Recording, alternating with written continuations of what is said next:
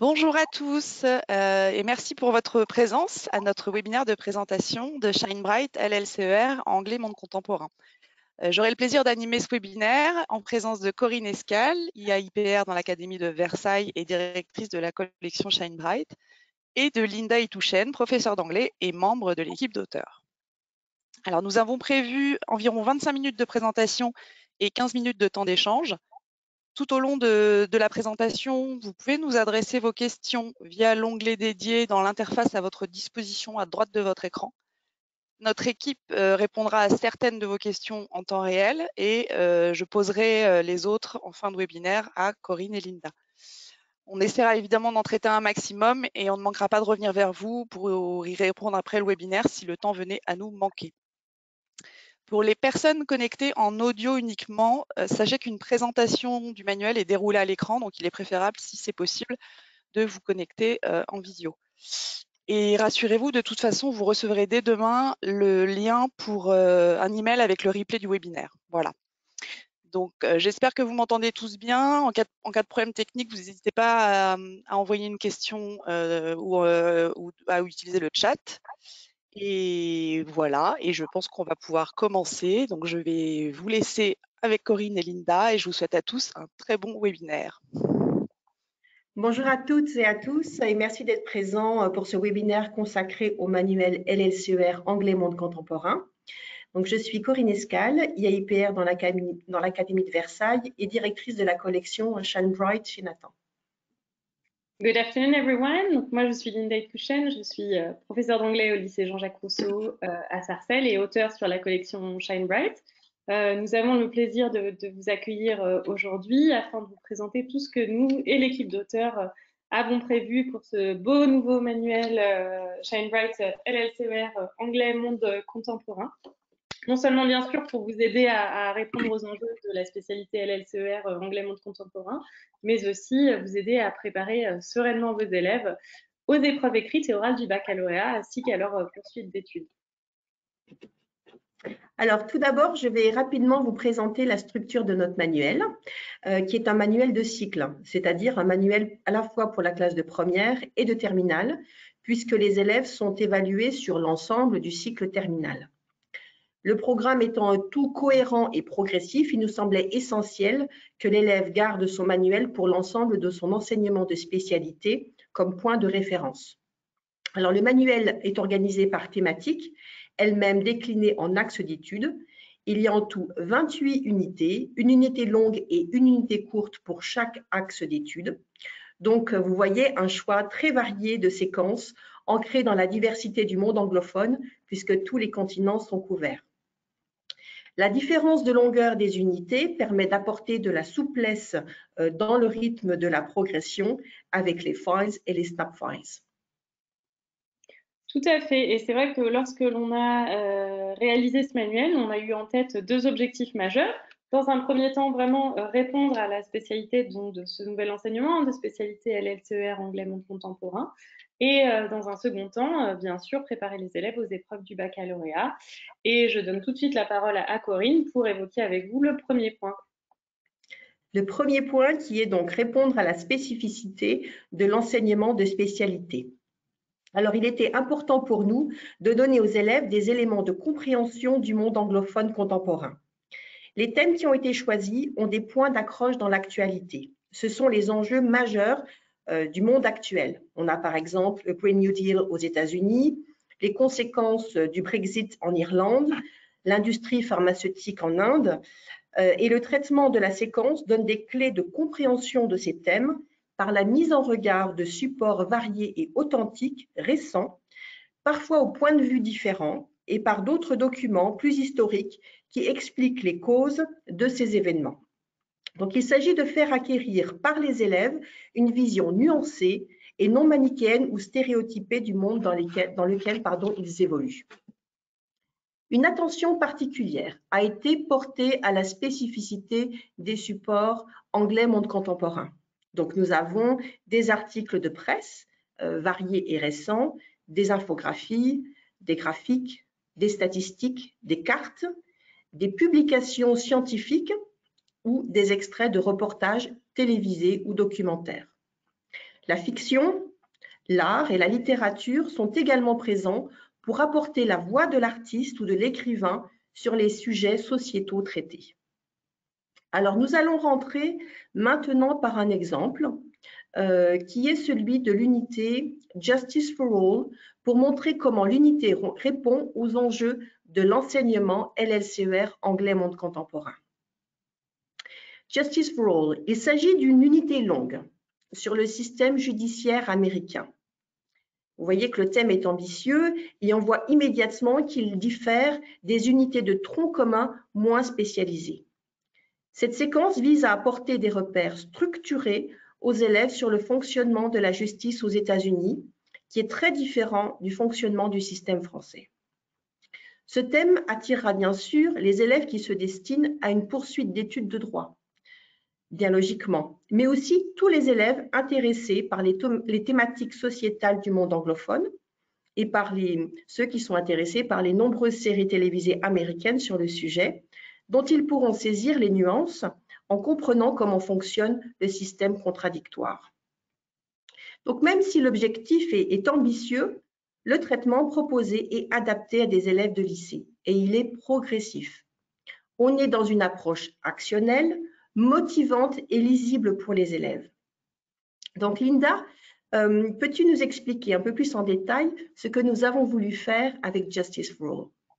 Oui, tout à fait. Donc, cette unité, hein, Corinne l'a dit, Justice for All, que vous retrouverez donc des pages 136 à 147, si jamais vous avez déjà eu la possibilité d'avoir votre spécimen entre les mains ou si vous feuilletez le manuel en même temps en ligne. Donc, c'est une unité, effectivement, hein, qui s'intéresse au système judiciaire américain et donc qui propose aux élèves de réfléchir à la problématique suivante. Vous l'avez à l'écran. To what extent does the American system warrant equal rights? Puisqu'on est dans l'axe égalité et inégalité de la thématique de terminale, faire société. Et donc, les élèves devront, à l'issue de cette séquence, prendre part à un débat sur le besoin ou non de réformer le système. Et ce débat du système judiciaire, il est vraiment au cœur de l'actualité. Hein. On l'a vu encore récemment aux États-Unis avec la campagne de Kamala Harris, par exemple, qui a beaucoup insisté là-dessus.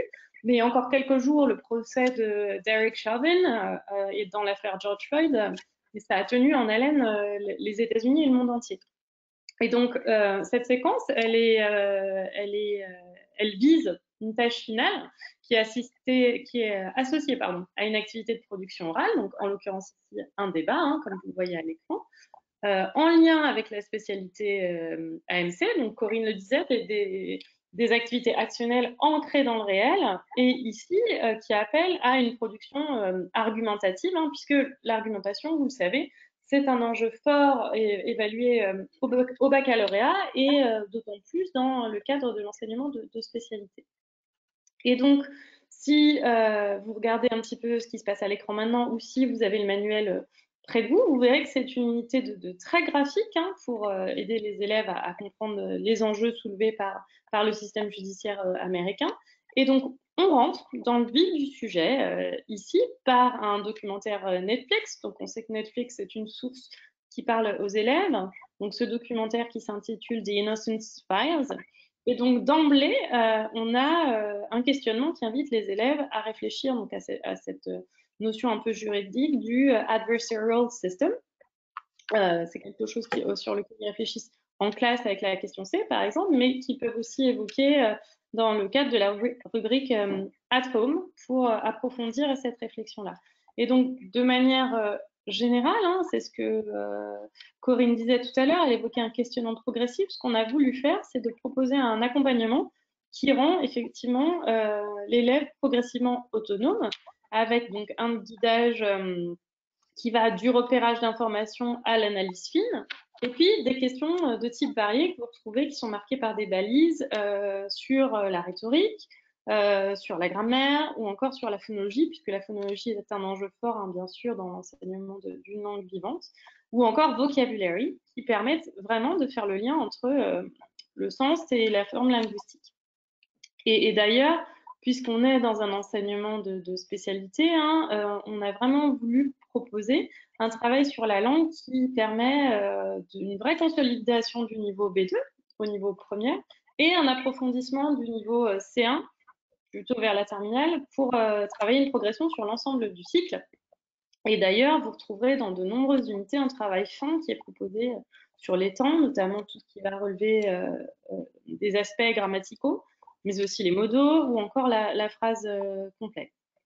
Et puis, bien évidemment, vous retrouverez également un travail phonologique qui est intégré dans l'unité en contexte, que vous retrouvez à travers certains questionnements, et une rubrique entière dans l'ADP vers le bac, qui permet de faire travailler les élèves dans leurs compétences orales et donc de les faire progresser petit à petit sur l'ensemble du cycle.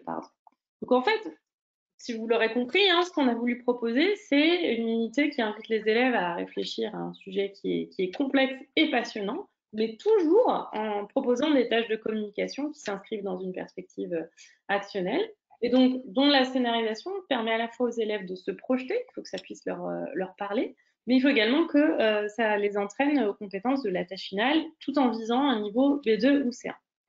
Par exemple, page 139, hein, toujours dans cette unité Justice for All, on va proposer une tâche différenciée pendant laquelle les élèves se mettent dans la peau d'un assistant du membre du Congrès.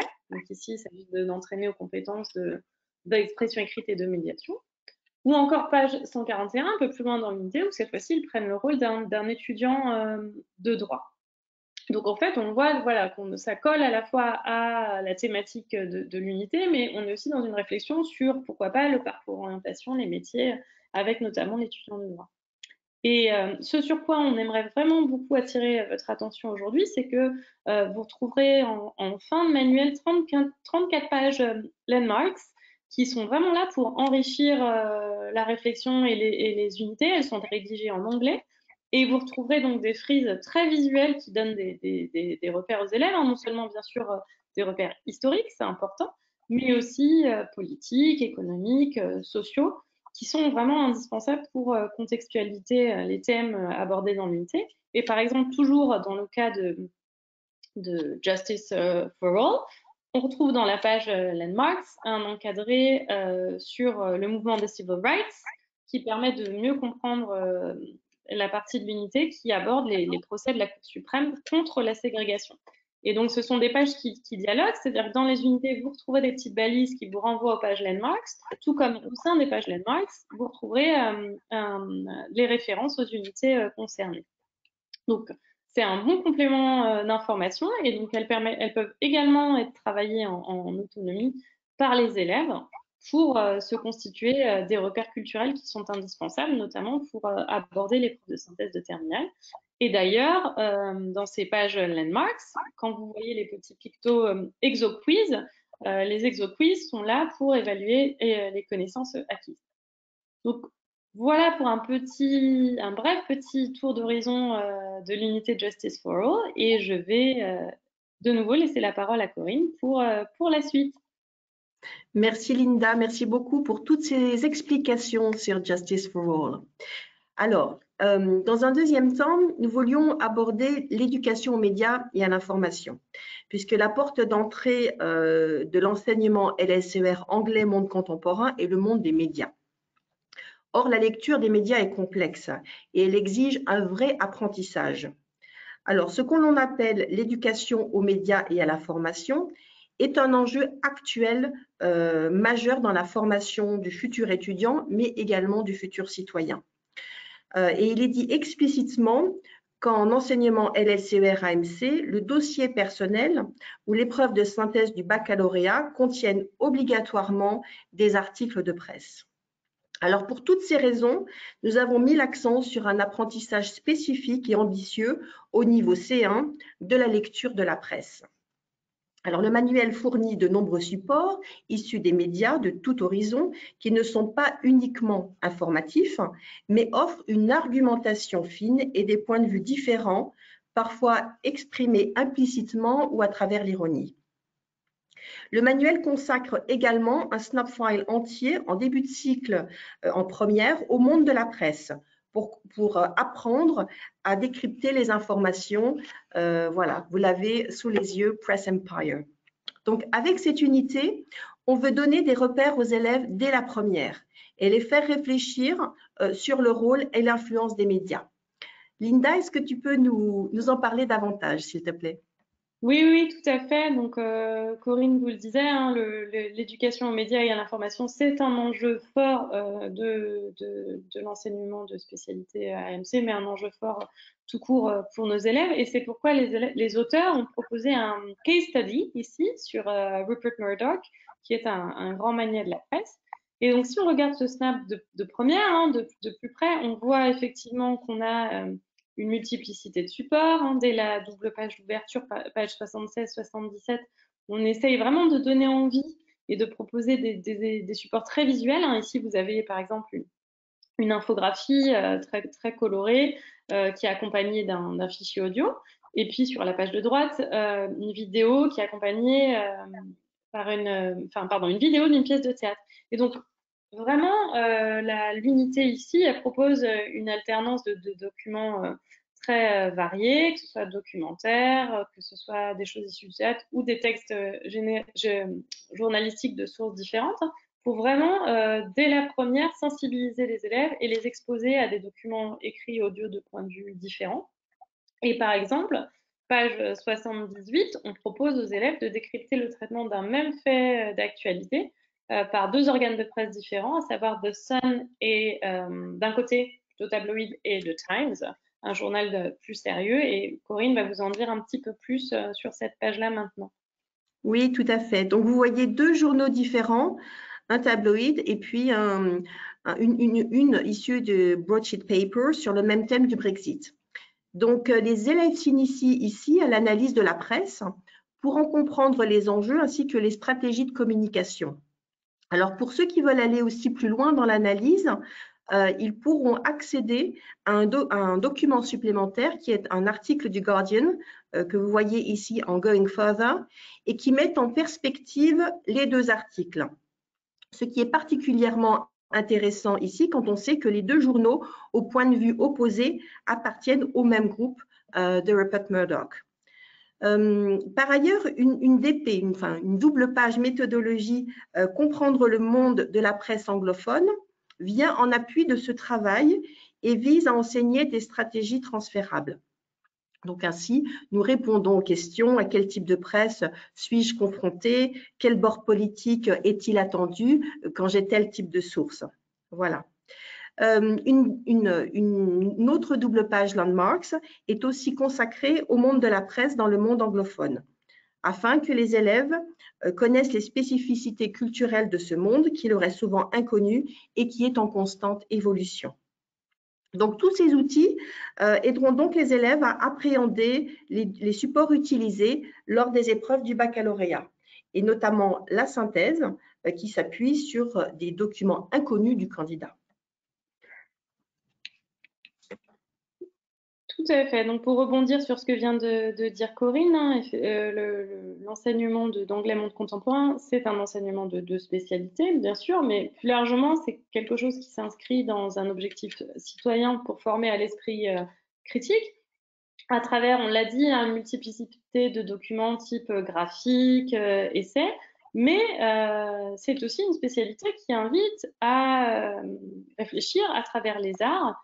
Et c'est notamment ce qu'on a voulu faire dans le snap file autofocus, donc qui est un snap, encore une fois ici, de première, donc qui traite de l'Afrique du Sud. Alors l'Afrique du Sud, c'est vrai qu'en tant qu'enseignant, c'est un sujet que l'on aime bien traiter en classe, notamment en tronc commun.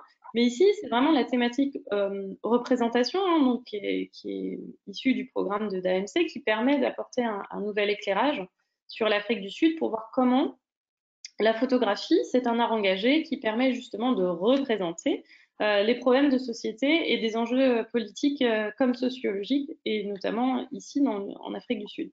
Donc, encore une fois, on a voulu ici se concentrer essentiellement sur le regard des photographes d'aujourd'hui, une perspective contemporaine, pour comprendre l'actualité sud-africaine. Et encore une fois, voilà, moi je voudrais saluer le travail magnifique de maquette qui a été fait sur l'ensemble du manuel, où on essaie de proposer vraiment des documents stimulants et très visuels. Ici, on rentre par une vue aérienne avec une photographie de Johnny Miller, qui est un photographe installé au Cap, qui a été prise par un drone. voilà, où on voit les contrastes entre le golf course ici et les townships en Afrique du Sud. Un peu plus loin, page 93, on découvre Soweto, mais pendant le confinement, hein, en avril l'an passé. Et ce qui est intéressant, c'est comment le photographe qui a pris ce cliché-là, hein, l'explique dans l'article auquel la photographie est associée. Il fait un parallèle entre les townships qui étaient militarisés à l'époque de l'apartheid et comment, avec le confinement et à l'époque du Covid, la présence de l'armée était de nouveau renforcée dans les townships notamment pour éviter les déplacements et les mouvements de population pendant le confinement en Afrique du Sud. Bien sûr, l'anglais monde contemporain, c'est l'actualité, c'est la perspective contemporaine, mais le passé n'est pas ignoré pour autant à partir du moment où il permet de comprendre ce qui se passe aujourd'hui. Et c'est pour ça que page 94, on fait un détour par le passé pour voir comment des photographes d'aujourd'hui sont héritiers d'une tradition engagée. Par exemple, dans la vidéo qui est associée donc à cette photo hein, assez iconique, Peter Magubani, qui est un grand photographe sud-africain et qui était le photographe officiel de Mandela, il nous explique comment son appareil photo c'est devenu une arme pour dénoncer les travers d'un système politique ou une oppression qui était en vigueur à l'époque en Afrique du Sud. Enfin, cette unité, elle se termine par deux photographes très engagés et très contemporains. Et pour chaque document, le questionnement, il a vraiment vocation à s'inscrire dans l'éducation aux médias et à l'information et l'objectif citoyen. Donc, on voit bien ici comment, à travers ce type de questionnement-là, l'axe représentation est représenté et qu'on a proposé quelque chose de différent qu'on pourrait faire dans un cours de première, on va dire, plus classique. Voilà, donc pour cette petite présentation et je redonne la parole à Corinne qui va évoquer avec vous le deuxième enjeu de notre webinaire d'aujourd'hui. Merci beaucoup Linda pour cette présentation avec ces très beaux supports. Donc je reviens à un autre point que nous avons voulu traiter dans le manuel, qui est celui de la préparation des élèves aux épreuves du baccalauréat. Et nous allons commencer par l'épreuve écrite. Alors, comme vous le savez, cette épreuve écrite se déroule en mars de l'année de terminale et il s'agit d'un sujet national. Les élèves ont en fait le choix entre deux dossiers. Donc, dans une première partie, les élèves doivent effectuer une synthèse qui peut être accompagnée d'un écrit argumentatif. Et ensuite, il y a soit une traduction d'un passage ou une transposition d'un document à effectuer de l'anglais vers le français. Donc, le manuel propose de la méthodologie dans les unités du manuel à travers les pages playback. Ici, vous voyez, la focale est mise sur une activité, par exemple la synthèse, la transposition et l'écrit argumentatif. Et les élèves s'entraînent à cette épreuve sur des supports de l'unité, guidés par des consignes et accompagnés par des encadrés remplis de conseils pour bien réussir ce type d'épreuve. Le manuel propose aussi des sujets type bac. Alors, ces sujets type bac sont accompagnés de grilles que l'on trouve dans le manuel numérique enseignant et sur le site compagnon. Et nous avons des sujets type bac en initiation en première et à la fin de chaque dossier long en terminale. Je laisse la parole à Linda pour nous parler de la méthodologie. Oui, tout à fait, la méthodologie. Donc, l'objectif méthodologique, c'est un enjeu fort pour nous en tant qu'enseignants et donc il avait forcément sa place dans notre manuel. Et donc, vous retrouverez de nombreuses fiches méthodologiques pour réussir les épreuves écrites que Corinne vient de décrypter avec vous. Il y a notamment, par exemple, une fiche très utile pour analyser les graphiques. C'est vrai que l'analyse de graphiques, c'est quelque chose de nouveau pour nous, qui est spécifique à l'enseignement d'anglais monde contemporain. Et donc, cette fiche-là, elle est bien pratique pour aider les élèves. Et, mais bien sûr, il faut souligner que l'entraînement au baccalauréat, il se fait au quotidien au sein des unités. Les fiches méthodo viennent en complément de cet entraînement. Et pour vous donner peut-être un exemple plus concret, si on regarde la double page qui s'intitule Power Rivalry, qui est dans l'unité de terminale de New Cold War, en fin de manuel, page 226, c'est toujours pareil si vous l'avez à côté de vous, qui porte sur la relation entre les États-Unis et la Chine. eh ben, vous verrez que dans cette double page, on retrouve 2 articles et une infographie avec un même fil conducteur. Et donc, le travail d'analyse des différents documents sur le même thème, ça constitue aussi un entraînement régulier à l'épreuve de synthèse. Et si on zoome peut-être encore plus sur le guidage, hein, vous verrez que par exemple pour le document 1, on voit qu'il y a un travail de compréhension qui s'appuie sur la structuration de l'article qui aboutit à la question E. Hein. La question E, le fait de donner un titre à chaque paragraphe. Et là, le manuel, il propose vraiment concrètement un entraînement à la méthode de la transposition, puisque l'une des caractéristiques de la transposition, c'est de pouvoir synthétiser chaque idée clé d'un paragraphe, même si ici, hein, évidemment, puisqu'on est dans un contexte de classe, le travail est demandé en anglais. Mais on pourrait très bien demander aux élèves de traduire les titres et donc de finaliser ainsi la transposition. Et donc, un peu dans la même lignée, hein, le pendant, Corinne l'évoquait tout à l'heure, les élèves ont le choix pourront avoir rédiger une transposition ou bien une traduction. Et donc, tout au long du manuel, on a aussi proposé dans le guidage des questions estampillées Translate. Vous trouverez les petites balises de couleurs. Et donc, pour ces questions-là, les auteurs ont choisi vraiment des courts passages pertinents pour leur richesse linguistique pour entraîner régulièrement les élèves à la traduction. Par exemple, ce qui s'affiche pour vous à l'écran, ça vient du file 17 qui s'intitule Borderline. Et donc, ici, c'est la tonalité du passage qui est entraînée. Et toujours en parallèle, effectivement, de ce questionnement là autour de la traduction au sein des unités, vous retrouverez de nombreuses pages méthodologiques dans le manuel consacrées à la traduction et à la transposition. Voilà pour les épreuves écrites. Voilà, vous voyez les belles affiches, les belles fiches qui s'affichent, et je donne la parole à Corinne pour la suite, à savoir l'épreuve orale, pardon.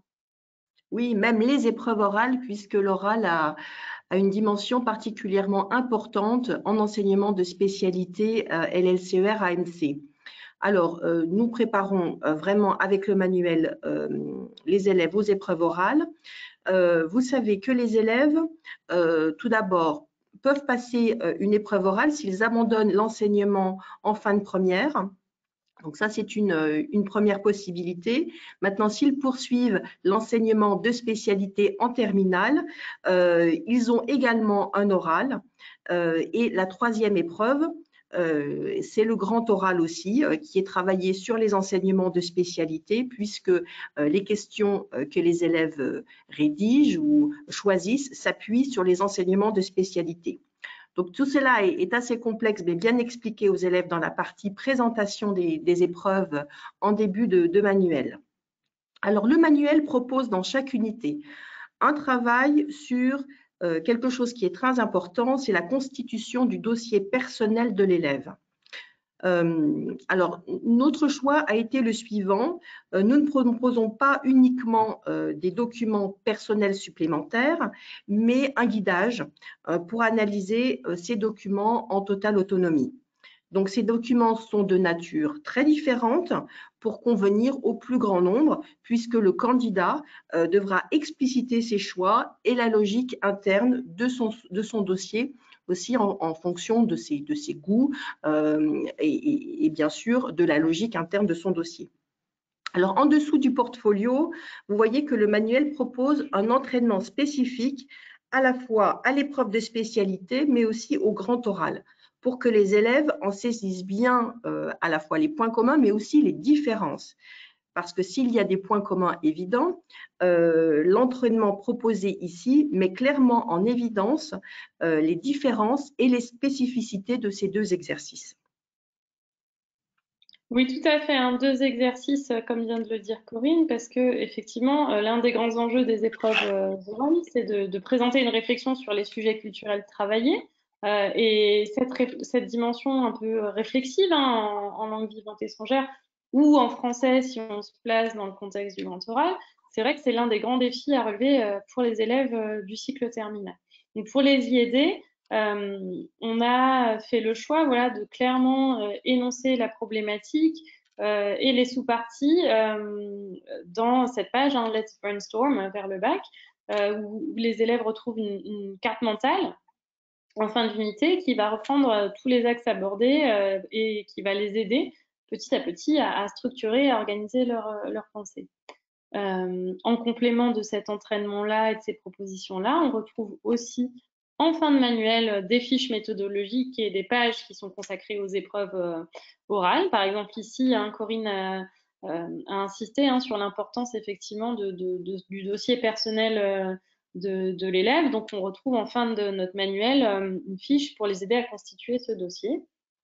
Et ces fiches, évidemment, voilà, sont un complément et dialogue avec les pages playback qu'on retrouve dans les unités pour apprendre aux élèves à présenter à l'oral, mais aussi à réagir hein, ou à anticiper la partie entretien et d'un oral.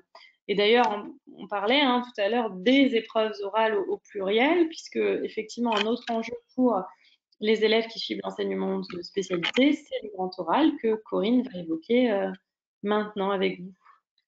Oui, c'est vrai que nous avons décidé de mettre un accent fort sur le grand oral tout au long du manuel.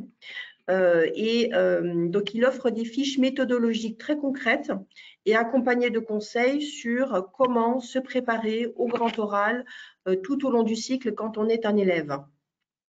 On a ici, vous voyez, des conseils très concrets sur à la fois la préparation en amont et sur la présentation devant le jury. On a également une nouveauté par rapport au manuel LLCER anglais. Ce sont 3 exemples de questions traitées. Alors, nous avons fait le choix d'en traiter une en français, une en partie en anglais et une croisée avec un autre enseignement de spécialité. 3 choix possibles pour le candidat.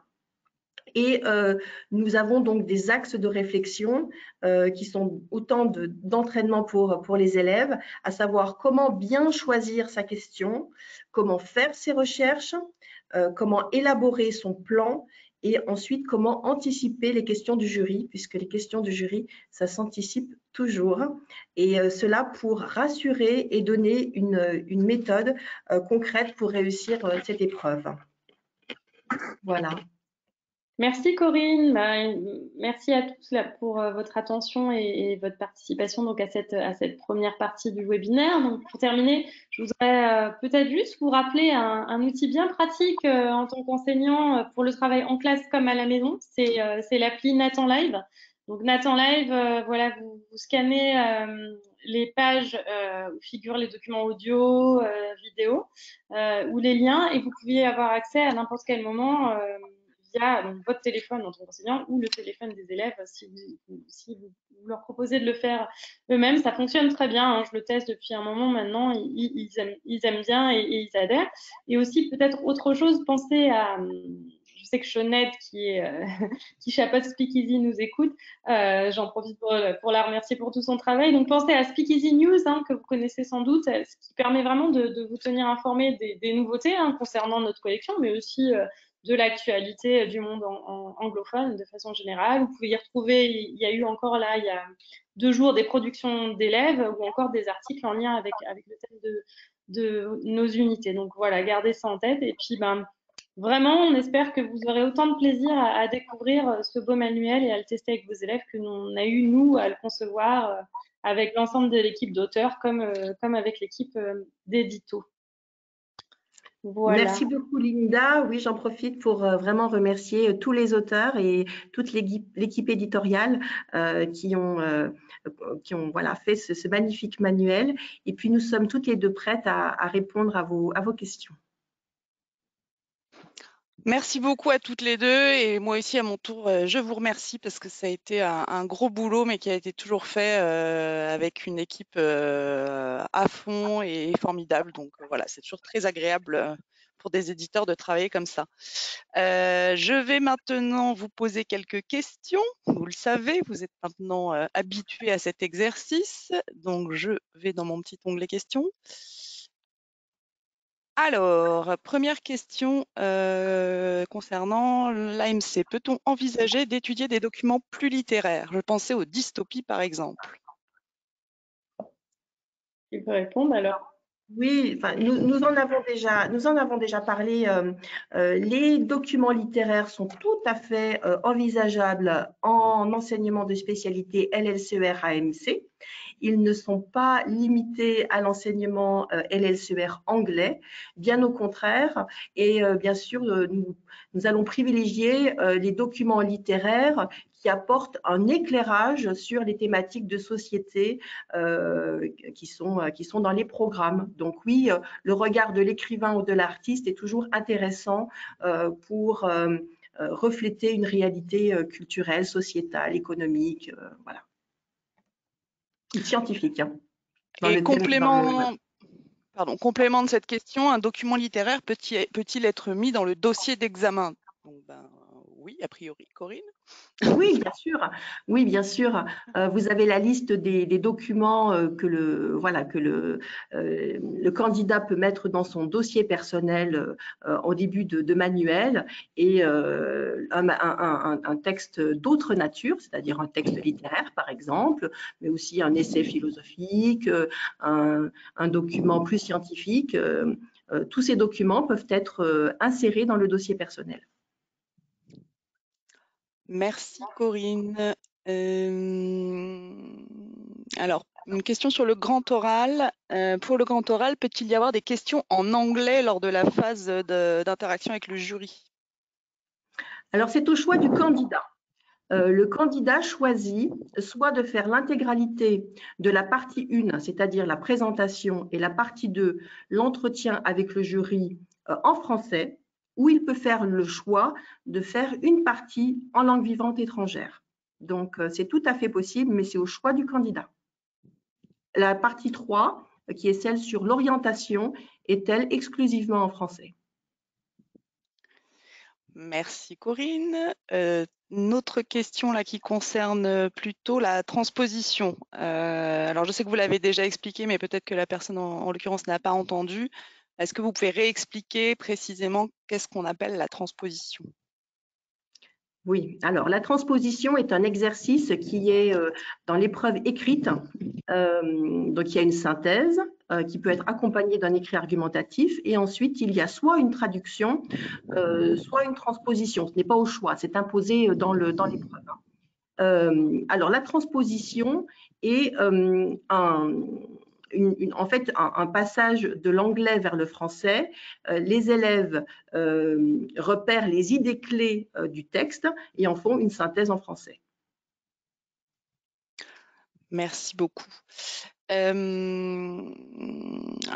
encore une question sur le grand oral. Effectivement, c'est une question qu'on s'est souvent posée concernant les documents. Est-ce qu'il est possible de proposer des documents vidéo ou audio? Alors, le grand oral ne propose pas de documents. Le grand oral est une présentation de 5 minutes par le candidat.